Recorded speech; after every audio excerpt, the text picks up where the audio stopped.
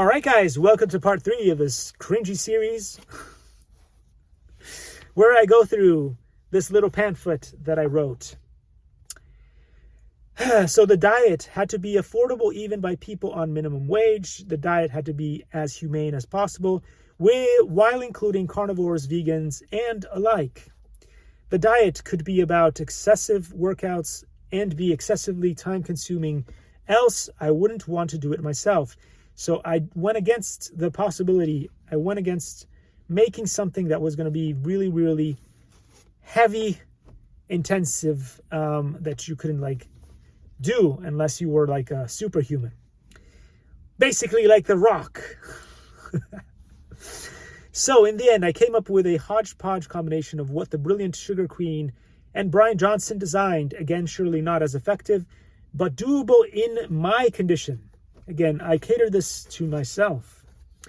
Before every meal or snack, even before drinking a soda, I make sure to eat some vegetables and drink some vinegar. So this, as I said before, works for you whether you are carnivore, omnivore, herbivore, vegan, whatever. So I start off with before every meal or every snack or every time I drink a soda, beverage. I make sure to eat some vegetables and drink some vinegar. I like salad, but the veggie or vinegar you choose is up to you, not recommending any specific brand, so whatever you want. As a vegan, I prefer to then eat other veggies and make sure to eat plenty of veggie protein, because if you're a vegan, that is going to be the one downfall that you lack and that you're going to end up starting over and give up on your vegan diet. It is when you lack vegan protein in your diet. So it also avoids you getting headaches and low energy status.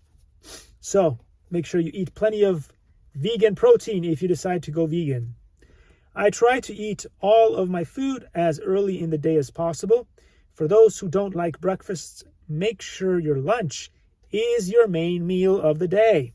So you can go light on the other meals, but make sure that you eat pretty much all of your meals, the large portions of your meals, early on in the day. I prefer to eat as much as possible in the morning so the body has plenty of time to digest and discard by nightfall, reducing chances of acid reflux and waking up at night to urinate, which disrupts sleep. So if your sleep is messed up and your bowels and urinary tract is messed up, that messes up with everything else. So just get all of your food and drink, or as much of it as possible, in the early part of the day so that none of the bad stuff happens. And acid reflux is a thing, especially as you get older, especially after 40. But if you don't drink close to bedtime, your chances of acid reflux go way, way, way down. So don't do that.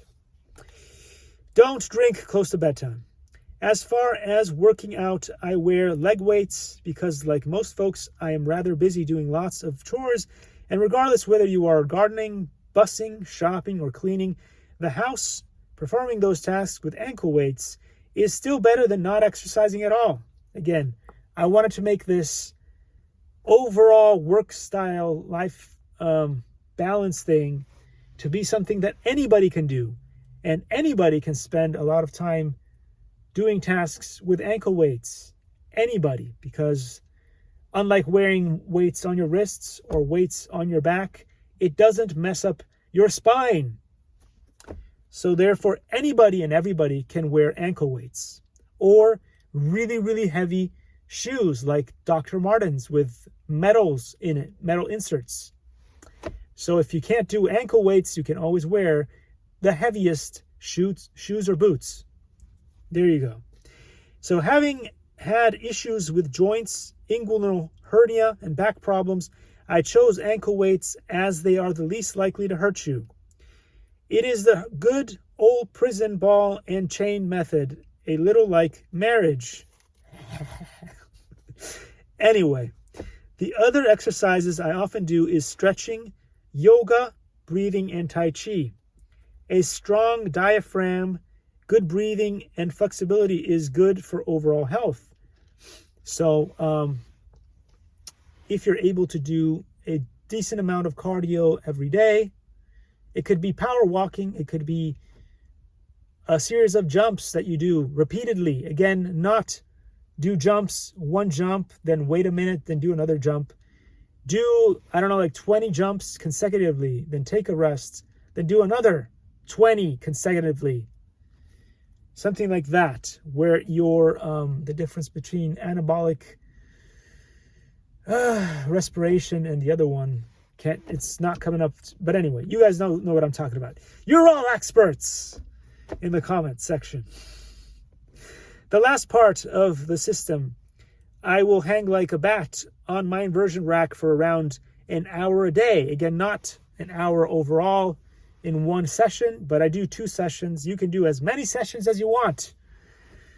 I prefer to do 30 minutes in the morning and 30 minutes before going to bed. It also helps you calm you down.